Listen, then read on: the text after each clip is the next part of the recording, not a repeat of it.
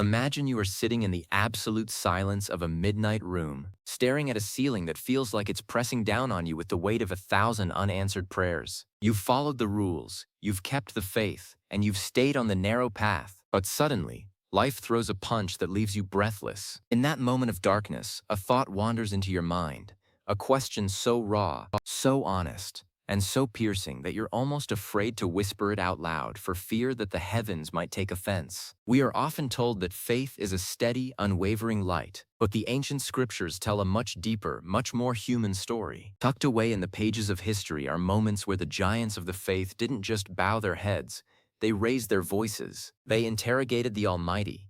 They asked the hard why and the agonizing how long that many modern religious circles have essentially banned from the conversation. Today, we are breaking that silence. We are exploring every banned moment people questioned God, explaining the struggle, the divine response, and why your honest questions might actually be the most sacred thing about your journey. If you've ever felt like your doubts make you a secondary believer, stay with me because we're about to see that questioning the Maker isn't an act of rebellion.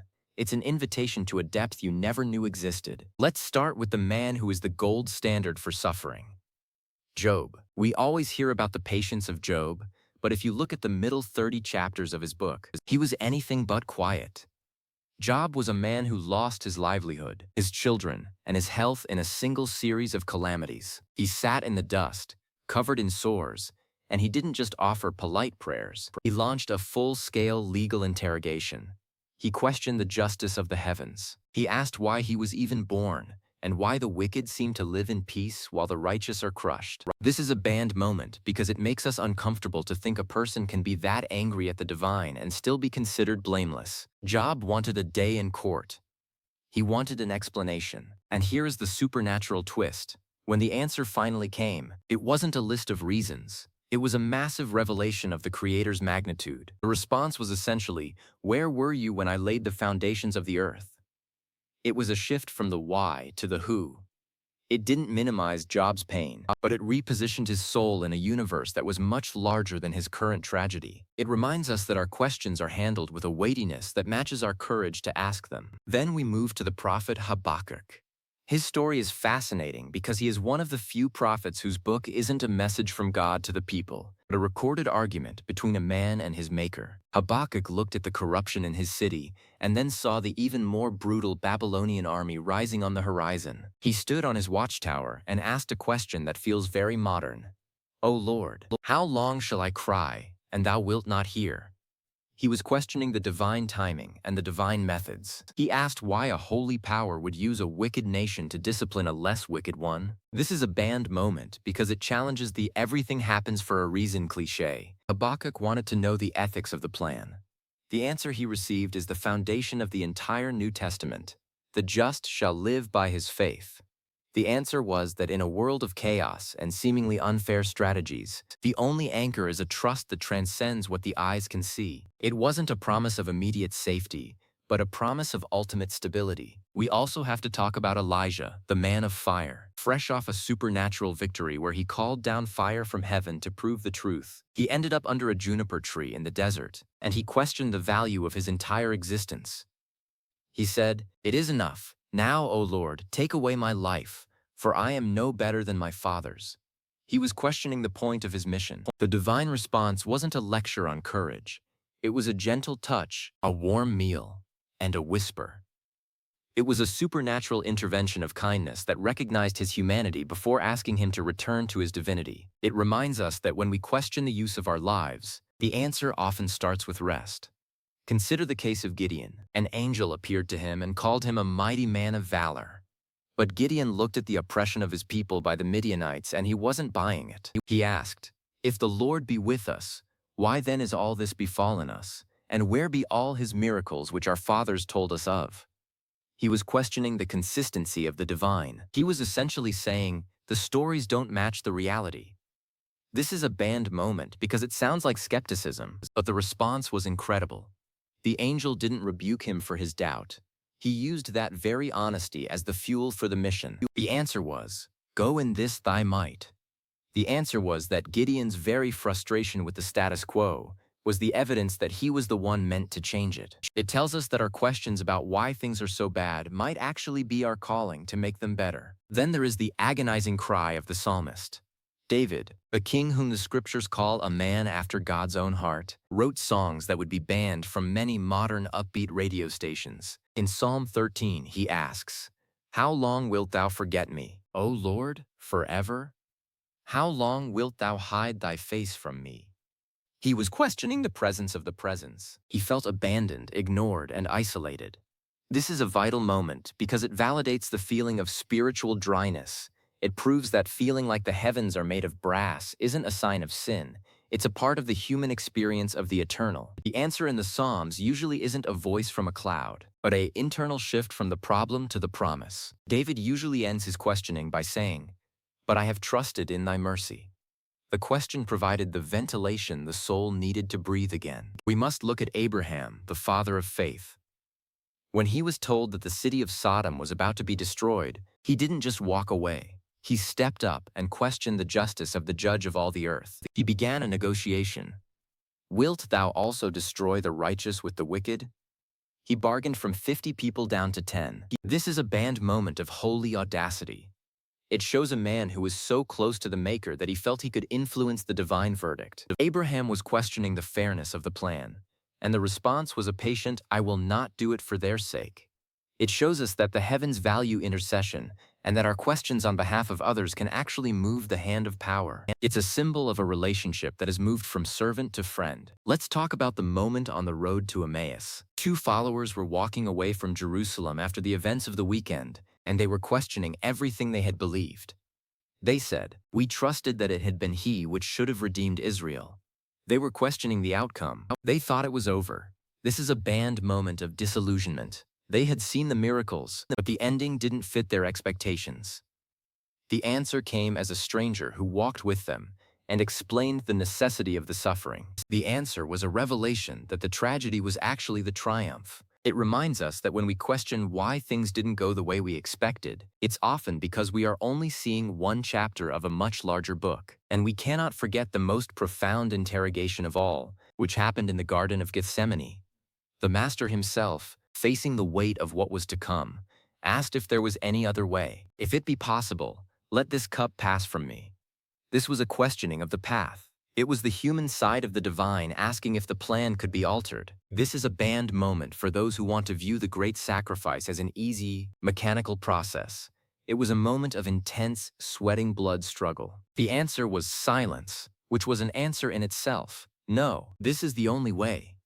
But that silence was followed by the appearance of a messenger to strengthen him. It shows us that even when the answer to our question is no, there is a supernatural supply of strength to endure the yes that follows. Even the most famous cry from the wooden beam was a question. My God, why hast thou forsaken me?" These are words taken from the Psalms, used in the most intense moment of history. It was a questioning of the connection. It was the moment the light felt the shadow of our choices. This is a banned moment for some because it suggests a temporary break in the relationship, but it proves that there is no depth of questioning or feeling of abandonment that the divine has not personally experienced. It made our questions safe because the one at the top had already asked them. Consider Moses at the burning bush. When he was told to go speak to the most powerful ruler on earth, he didn't just sign up. He asked a series of "Who am I?" and "Who are you?" and "What if they won't believe me?" questions. He was looking at his stutter and his past, and he was questioning the wisdom of the choice. This is a banned moment for positive confession groups. Moses was being very negative, but the divine response was a display of signs: the staff, the hand, the voice. The answer was, "I will be with thy mouth." It tells us that our questions about our own inadequacies are answered by the simple promise of the withness of the power. Then there is Sarah. When she heard she would have a child in her old age, she didn't pray, she laughed. It was a laugh of skepticism, a questioning of the biological possibility. "Shall I of a surety bear a child, which am old?" This is a banned moment of rational doubt. She was looking at the laws of nature and questioning the promise. The divine response was a question back. Is anything too hard for the Lord? And yet, despite her doubt and her laugh, She is still listed in the Hall of Fame of Faith. It proves that you can have a laugh of disbelief and still be a part of a miracle. The question didn't disqualify her. It just highlighted the magnitude of what was about to happen. Let's look at Thomas, the one we unfairly call doubting. After the reports of the return, he said he wouldn't believe unless he saw the marks and touched the wounds. He was questioning the eyewitness testimony. He wanted personal evidence. This is a banned moment for those who demand blind faith. But when the master appeared, he didn't tell Thomas to leave. He said, "Reach hither thy finger." He met Thomas exactly where his doubt was. He provided the evidence. Thomas's question led to the highest confession in the room, "My Lord and my God." It reminds us that honest questioning can lead to the most solid, unshakable conviction. What about Mary, the mother of the Messiah? When the angel told her about the birth, she asked a very logical scientific question. "How shall this be, seeing I know not a man?" She wasn't questioning the will, she was questioning the mechanics. She was asking for a bridge between the natural and the supernatural. This is a banned moment for those who think faith and reason are enemies. The answer was a supernatural explanation. The Holy Ghost shall come upon thee. It tells us that the heavens are willing to explain the how to a heart that is willing to say yes to the what. We also have the daughters of Zelophehad. After the passing of their father, these 5 women stood before the leaders and essentially questioned the inheritance laws. They asked why their father's name should be removed just because he had no sons. They were questioning the social status quo. This is a banned moment for those who think the ancient texts are only about rigid, unchanging rules. The Creator's response to Moses was, "The daughters of Zelophehad speak right." The law was actually changed because of their question. It proves that the divine is interested in justice, and that questioning the way things have always been done can lead to a more fair and holy system. Look at Jeremiah, the weeping prophet. He felt he was being used by the divine for a message that only brought him mockery and pain. He said, "O Lord, thou hast deceived me, and I was deceived." This is a banned moment of total frustration with the ministry. He questioned the integrity of his calling. He felt trapped by the word. The answer he found was that even when he tried to stay silent, the truth was, like a burning fire shut up in my bones. The answer wasn't a change in the people's response, but a confirmation that he couldn't stop even if he wanted to. It's a moment that validates anyone who feels overwhelmed by the weight of their purpose. Consider the disciples in the storm. As the waves were crashing over the boat and the master was sleeping on a pillow, they shouted, "Master, carest thou not that we perish?" It was a questioning of the divine care. It was the ultimate "where are you when I'm drowning" question. This is a banned moment because it sounds like a lack of trust. The answer was a command to the wind, "Peace, be still." But then he turned to them and asked, "How is it that ye have no faith?" The answer was both a demonstration of power and a challenge to look at who was in the boat with them. It tells us that our "carest thou not" questions are often answered by the realization that the one who made the sea is sitting right next to us. Then there is Peter, questioning the future of others. After the return, when Peter was being told about his own path, he pointed at John and asked, "Lord, and what shall this man do?" He was questioning the comparison. He wanted to know if the rules were the same for everyone. This is a banned moment for those who want to focus only on their own lane. The answer was a firm, "What is that to thee? Follow thou me." It was a reminder that our questions about other people's journeys are usually distractions from our own. It reminds us that the divine has a unique script for every life, and we don't get to read the other person's pages. We must also talk about Ezekiel and the Valley of Dry Bones. When asked if the bones could live, he gave the most honest, humble answer possible. "O Lord God, thou knowest." It was a questioning of the possibility. He was saying, "I don't see how this could happen, but you might." This is a banned moment for the know-it-alls. Sometimes the most spiritual answer to a question is, "I don't know, but you do." This led to the greatest supernatural restoration in the book. It tells us that acknowledging our own ignorance in the face of the impossible is the first step towards seeing a miracle. Let's look at John the Baptist. From a dark prison cell, the man who had announced the Messiah sent his followers to ask, "Art thou he that should come, or do we look for another?" He was questioning the identity and the timing. He was in a hard place, and he wasn't seeing the political kingdom he expected. This is a banned moment because John had seen the Spirit descend, yet he was still questioning. The answer wasn't a yes or no. It was a report of the fruit. The blind see, the lame walk, The answer was that the evidence should speak for itself. It reminds us that when we are in a dark cell and questioning our beliefs, we need to look at the fruit and the lives change to find our bearings again. He said, "We receive the due reward of our deeds, but this man hath done nothing amiss." It was a questioning of worthiness. He recognized that he was a mess, but that the other was not. This question led to the most beautiful promise in history. "Today shalt thou be with me in paradise." His honest assessment of his own state and his recognition of the divine led to immediate salvation. It tells us that questioning our own rightness is the portal to grace. How many times have we questioned the silence of God? In the book of Esther, the name of God is never even mentioned. It's a book where the divine seems to be absent from the narrative. The characters have to act in faith without a burning bush or an angel. They are essentially questioning the hiddenness of the plan. But the answer is revealed in the coincidences. The king's insomnia, the timing of the degree, the courage of a queen. It tells us that when we question where God is, the answer is often found in the weaving of the story behind the scenes. There is also the moment of Jonas and the gourd. After Nineveh repented, "I knew that thou art a gracious God, and merciful, and repentest thee of the evil." He was questioning why the bad guys were being forgiven. This is a banned moment of exclusivity. We want the mercy for ourselves, but the justice for our enemies. The divine response was a lesson using a plant and a worm. The answer was, "Should not I spare Nineveh?"